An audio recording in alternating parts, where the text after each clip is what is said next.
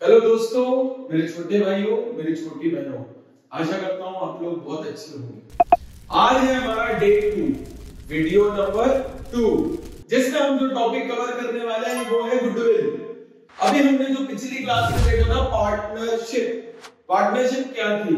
जब बहुत सारे नहीं, 2 लोग। कितने लोग? मिनिमम 2। बहुत सारे नहीं, जब 2 लोग या 2 से ज्यादा लोग साथ में मिलकर काम करते हैं। किसके लिए? प्रॉफिट के लिए। कोई भी लॉस के लिए काम नहीं करता है। जब नहीं करता है तो वहां पे आती है एक चीज जिसको बोलते हैं गुडविल। गुडविल क्या होती है? गुडविल होती है इंटेंजिबल एसेट। क्या होती है? Intangible asset. इंटेंजिबल एसेट का मतलब ऐसे एसेट जिनको कि हम देख छू नहीं सकते मगर वो हमारे बीच में एग्जिस्ट करती है। जैसे भाई, आज मैं बहुत बड़ा आदमी बन जाऊं, करोड़पति हो जाऊं, तो मैं बिना बिजनेस के करूंगा क्या? बिजनेस क्या होगा? वो मेरे नाम से चलेगा। तो मेरी नाम क्या कहलाएगी? मेरी गुडविल। जो मेरे बुक्स ऑफ अकाउंट्स में क्या दिखेगी? इंटेंजिबल एसेट के नाम से। देखिए, इंटेंजिबल एसेट का मतलब फिर से देखते हैं कि जो एसेट जिसको कि हम टच फील ना कर पाए, जो हमारी बुक्स में दिखती है। एक तरीके से हम बोल दे रेप्यूटेशन ऑफ अ बिजनेस हमारी क्या कहलाती है? गुडविल कहलाती है। गुडविल मतलब इंटेंजिबल एसेट। देखो, पार्टनरशिप में गुडविल क्यों इंपॉर्टेंट है? क्यों? क्योंकि देखो, जब हम कोई रनिंग बिजनेस खरीदते हैं, रनिंग बिजनेस खरीदते हैं। अब क्यों बोलोगे रनिंग बिजनेस खरीदते हैं?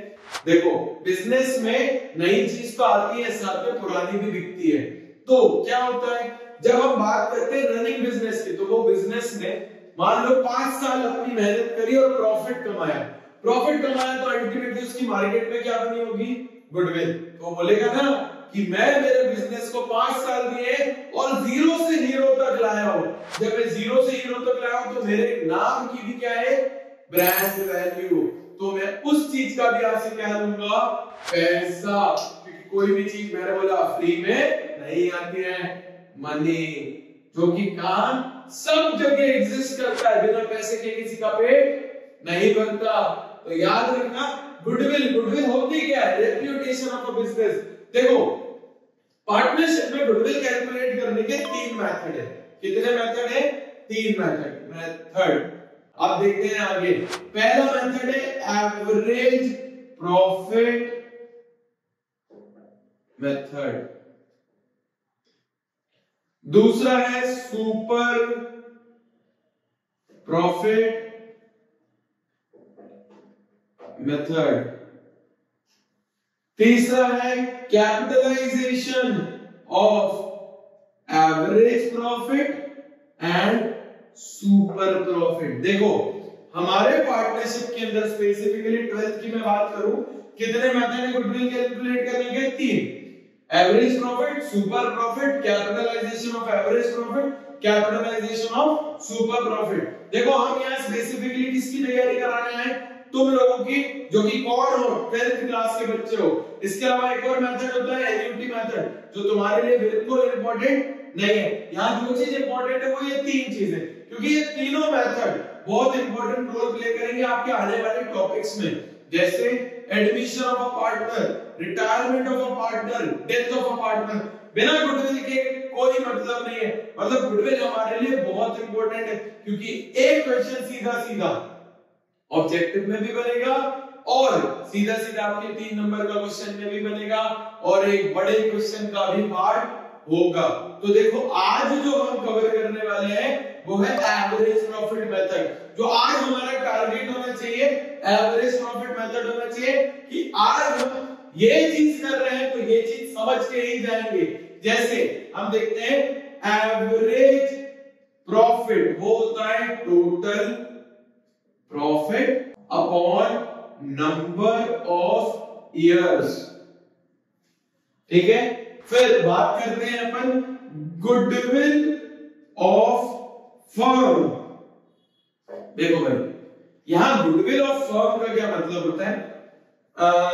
ऐसे समझो, एक बिजनेस है, वो बिजनेस ही बिकने वाला है, तो उसका नाम भी तो होगा, उसका काम भी होगा। तो जो नाम है वो है उसकी गुडविल। गुडविल मतलब उस बिजनेस की वैल्यू। जब हम बात करते हैं गुडविल ऑफ द फर्म तो हम किसकी बात कर रहे हैं? उस बिजनेस का नाम, उस बिजनेस की ब्रांड वैल्यू, उसकी वैल्यू के बारे में। तो किस बेसिस पे कैलकुलेट होती है? उस पर्टिकुलर फर्म के प्रॉफिट के बेसिस पे कैलकुलेट होती है। तो होती है average profit into number of year purchase. देखो क्या बोला मैंने बोला average profit method. Average profit method क्या बताता है? वो बताता है कि भाई आपने 5 साल प्रॉफिट कमाया और टोटल प्रॉफिट क्या होगा उन 5 साल की वैल्यू, वो भी कौन सी? Total value divided by number of years. अगर मैं बोलूं 11th में आपने एक मेथड पढ़ा था, किसमें पढ़ा था? स्टैटिस्टिक्स में, जिसको बोलते हैं मीन। मीन में हमने क्या देखा था? अगर उस तरीके से समझाना चाहे स्टैट्स के फॉर्म में, तो हमने देखा था summation of x upon n। ये सेम मेथड एवरेज प्रॉफिट में भी रिप्रेजेंट करता है कि भाई हमने x की वैल्यू का सम अप कर लिया divided by number of values कर ली, तो यही क्या होता है? Average profit. जैसे कि हम एग्जांपल देखते हैं, हमारे पास 5 साल के प्रॉफिट है। मान लीजिए देखते हैं 2011, 2012, 2012, 2013, 2013, 2014, 2014, 2015, 2015, 2016। अब देखो ये है पूरा एक ही साल। देखना, एक अपन ने 11th में प्रिंसिपल पढ़ा था जिसको बोलते हैं अकाउंटिंग पीरियड प्रिंसिपल। तो अगर ये 2011 में शुरू हो रहा है तो कब खत्म हो रहा है? 2012 में। मतलब इसकी शुरुआत कब हुई होगी? 1 अप्रैल, और खत्म कब हुई होगी? 31 मार्च। ये होता है अकाउंटिंग पीरियड प्रिंसिपल।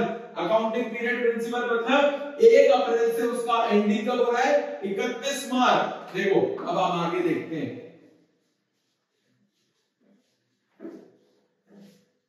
देखो हम आगे देखते हैं, ये हमारे पास ईयर्स देख रखे हैं। बात करते हैं प्रॉफिट की। देखो सब हाइपोथेटिकल फिगर ले रहा हूं मैं, कोई भी करंट सिनेरियो से कोई लेना देना नहीं है। मतलब ये तरीके से बोला जाओ तो काल्पनिक है। क्या बोला? 1 लाख रुपए ये हो गया कि 2011 में नया नया बिजनेस शुरू करा पट्टी ने और 1 लाख रुपए का प्रॉफिट कमाया। फिर बोलेंगे, फिर धीरे धीरे देखो जैसे जैसे धंधा बढ़ता जाता है प्रॉफिट का फिगर भी बढ़ता जाता है, क्योंकि पार्टनरशिप कर रहे हैं। पार्टनरशिप लॉस के लिए कभी भी कोई नहीं करता है। तो हम देखते हैं कि भाई फिर उसका प्रॉफिट हो गया 1.5 लाख रुपए, फिर हो गया 2,70,000 रुपए, फिर हो गया मान लो भाई कोरोना आ गया। कोरोना मान लो 2014-15 में ही आ गया था। वैसे तो आपके घर में 20 में आया था, 20 में ही आया था। अगर गलत होगा तो बता देना मेरे को। देखो अभी हम देख रहे हैं 2014-15 में मान लो उसको हो गया 1,20,000 का लॉस। चलता है यार, इतना इतना लॉस तो होता ही रहता है बड़े बड़े बिजनेस में, छोटी छोटी बातें होती रहती है। फिर हो गया प्रॉफिट 5 लाख रुपए का। मतलब उसके लिए कोरोना दुख दर्द और पीड़ा लाया, उसका अगला साल उसके लिए सुनहरा सावन लेके आया।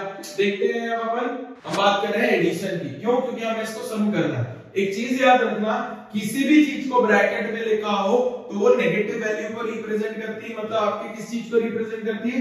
लॉस को रिप्रेजेंट करती है। क्योंकि आने वाले टॉपिक्स और चैप्टर्स के अंदर हमें ये नेगेटिव वैल्यू बहुत ज्यादा परेशान करने वाली है। तो ध्यान रखना कि कोई भी चीज अगर ब्रैकेट में लिखी हुई होती है तो वो लॉस को या नेगेटिव वैल्यू को रिप्रेजेंट करती है। जैसे हम प्लस करते हैं, ये हो गया 2.5 लाख प्लस 2,70,000, 5,20,000 प्लस 5 लाख 10,20,000 और 1 लाख गया तो 9,20,000 और 20,000 गया तो बचा 9 लाख रुपए। हमारा क्या हो गया? टोटल हो गया।